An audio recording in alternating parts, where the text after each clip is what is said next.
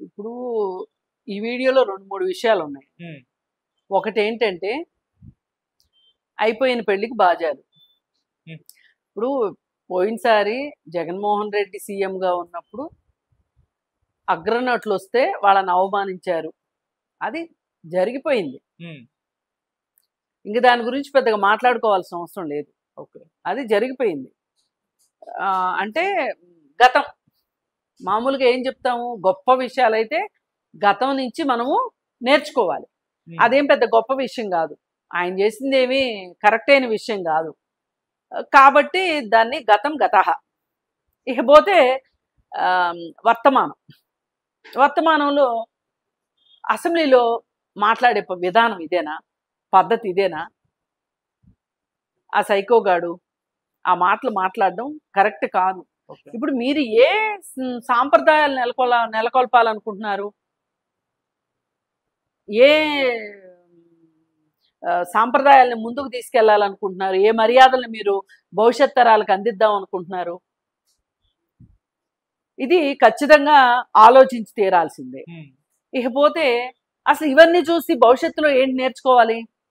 అంటే ఇలా మాట్లాడడం నేర్చుకోవాలా? అయితే ఈయన సినిమా యాక్టర్ కాబట్టి జగన్ సినిమా వాళ్ళని పిలిచి అవమానించాడు అనే విషయాన్ని ఓ పెద్ద బ్యానర్ ఐటమ్ కింద మాట్లాడటం, ఆ మాట్లాడే ప్రాసెస్లో అన్పార్లమెంటరీ లాంగ్వేజ్ వాడటము, హ్మ్. ఇవన్నీ వాళ్ళు చేశారనే కదా వాళ్ళ ఇంటికి పంపించింది. వాళ్ళని 151 సీట్లు వాళ్ళని 11 సీట్లకే పరిమితం చేసింది ఎందుకు? వాళ్ళకి 140 సీట్లు కత్తిరేసింది ఎందుకు జనాలు? వాళ్ళ తోకలు కత్తిరించారు కదా, వాళ్ళ అవును. కొమ్ములు విరిచేశారు కదా, హ్మ్. వాళ్ళకి గర్వభంగం చేశారు కదా. మళ్ళీ మనం కూడా అలాగే మాట్లాడితే రేపు ఏంటి జరగాల? రేపు ఏంటి జరుగుతుంది? ఇది పద్ధతి కాదు. హ్మ్. అసలు ఇప్పుడు జగన్మోహన్ రెడ్డి సరిగా లేడు కాబట్టి, హ్మ్. అతని మంత్రివర్గంలో ఉన్న వాళ్ళు సరిగా లేరు కాబట్టి, అసెంబ్లీలో వాళ్ళది ప్రాపర్ బిహేవియర్ కాదు కాబట్టి, సభా సాంప్రదాయాల్ని వాళ్ళు తొంగలో తొక్కారు కాబట్టి, వాళ్ళ గురించి మనం మాట్లాడుకున్నాం, నెగటివ్గా మాట్లాడుకున్నాం, హ్మ్. అందరం మాట్లాడాం, అందరం ఖండించాం, అందరం ఖండించడమే కాదు అసలు ఎట్లా అంటే ఈక ఈక పీక పీక బీకి మాట్లాడాం. మరి ఇవాళ మళ్ళీ మీరు అదే కొనసాగిస్తే మిమ్మల్ని ఏమనాలి అసలు? ఇప్పుడు ఇప్పుడు మొదటిసారి తప్పు చేసిన వాడిని హ్మ్. ఎంతో కొంత క్షమించవచ్చు, కానీ ఆ తప్పు చేసిన వాడి తప్పు గురించి మాట్లాడుతూ మళ్ళీ మనం అదే తప్పు చేస్తే మనం ఏం నేర్చుకున్నట్లు? హ్మ్. మన విఘ్నత ఎక్కడికి పోయినట్టు? మరి నువ్వు సినిమా వాడివి, హ్మ్. సినిమా మాటలే మాట్లాడుతున్నావు.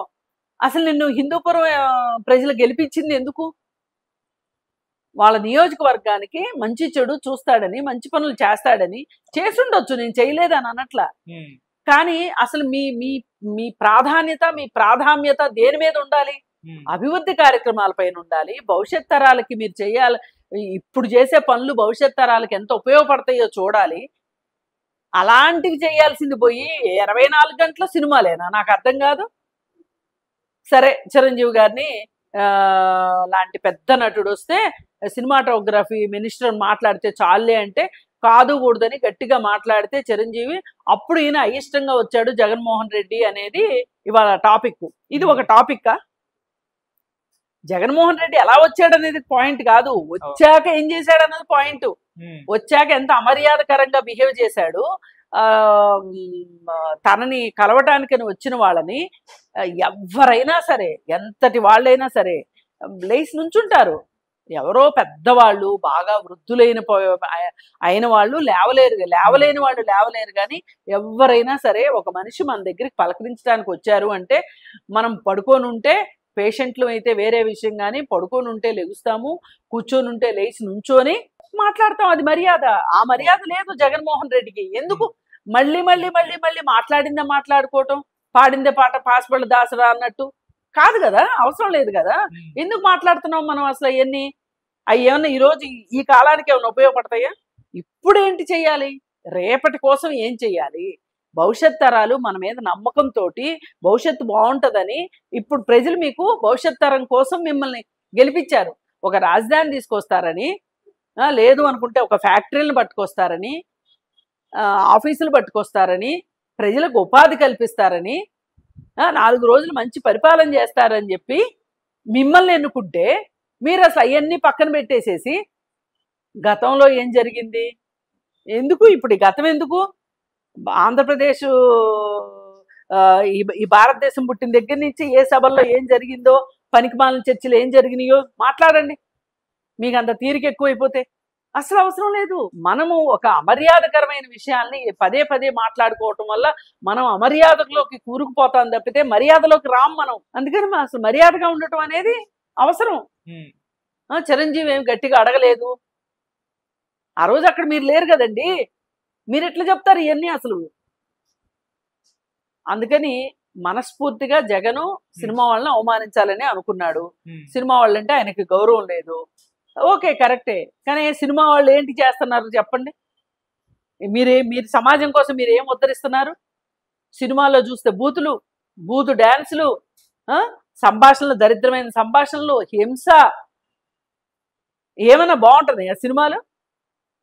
ఒక్కటన్నా కుటుంబ కథా చిత్రాలు వస్తున్నాయా? మంచి మంచి బాలల చిత్రాలు ఏమైనా వస్తున్నాయా? యూత్కి ఏమైనా సందేశం ఇచ్చే సినిమాలు వస్తున్నాయా? రవిడీలు మాదిరి అయిపోయారు హీరోలు.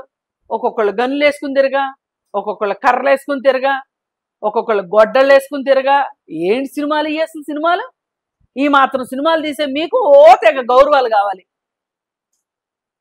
అసెంబ్లీ ఉన్నది ఇందుకే. అందుకని చాలా కడుపుమని మాట్లాడుతున్నానండి. మీరు ప్రజల కోసం ఏం చేయాలనుకుంటున్నారు? ప్రజా సమస్యలు ఏంటి? ఈ సమస్యలకు పరిష్కారాలు ఏంటి? మీరు ఒక విధానాలు రూపకల్పన చేస్తున్నారా?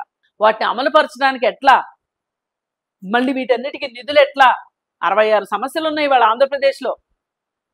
ఓ పక్క ఈ రోజుకి అమరావతి రాజధాని గురించి ఏడ్చే వెధవలు ఎక్కువైపోయారు, దాని మీద జోకులు వేసే వాళ్ళు ఎక్కువైపోయారు, ట్రోలింగ్ ఎక్కువైపోయింది అమరావతి రాజధాని మీద. మరి వాళ్ళందరూ పక్క రాష్ట్రాల వాళ్ళు కూడా చేస్తున్నారు. వాళ్ళకేం వచ్చిందో నాకు అర్థం కావట్లేదు. మా చావేదో మేము చేస్తాము, మమ్మల్ని ఇలా బతకనివ్వండి, మమ్మల్ని రాష్ట్రాన్ని విడదీసి విభజన చట్టంలో ప్రకారం మాకు న్యాయం చేయలేదు అని చెప్పి అలో లక్షణ అని ఆంధ్ర వాళ్ళు ఏడుస్తుంటే, ఇక్కడున్న తెలంగాణ వాళ్ళకి ఏం పోయే కాలం, ఏం తెగులు వచ్చిందో నాకు అర్థం కావట్లేదు. అమరావతి రాజధాని గురించి మాట్లాడతారు. ఇప్పుడు కూడా అమరావతి రాజధాని అక్కర్లే, మీకు హైదరాబాద్ ఉంది చాలు, ఆంధ్రప్రదేశ్ వాళ్ళకి రాజధాని అక్కర్లేదా? పోయిన 5 సంవత్సరాలు ఎగతాళి పడ్డామా ఆంధ్రాకి రాజధాని లేదు, ఆంధ్రాకి రాజధాని లేదు అని చెప్పి. ఢిల్లీలో కూర్చున్న ఆయనేమో ఇదంతా ఈ తొలుబొమ్మలాట అంతా చూస్తా కూర్చున్నాడా? సరే ఇప్పుడు ఏదో రాజధాని వస్తుంది అని అనుకుంటున్నారు, అనుకుంటే రాజధానిలో నీళ్ళు వచ్చినాయి. మరి తెలంగాణలో వరదలు రావట్లేదా? కాలువలో పడి కొట్టుకుపోయి చచ్చిపోతున్నారు కదా, ఇక్కడ శవాలు కూడా దొరకట్లేదు కదా. దీనికి ఏం చెప్తారు? అంటే ఇక తెలంగాణ కూడా పనికిరాని ప్రదేశమా? ఇప్పుడు మునిగిపోయిందా? ఇది పండగల సీజను. ఈ వర్షాల నేపథ్యంలో, వరుస వర్షాల నేపథ్యంలో ఈ పండగ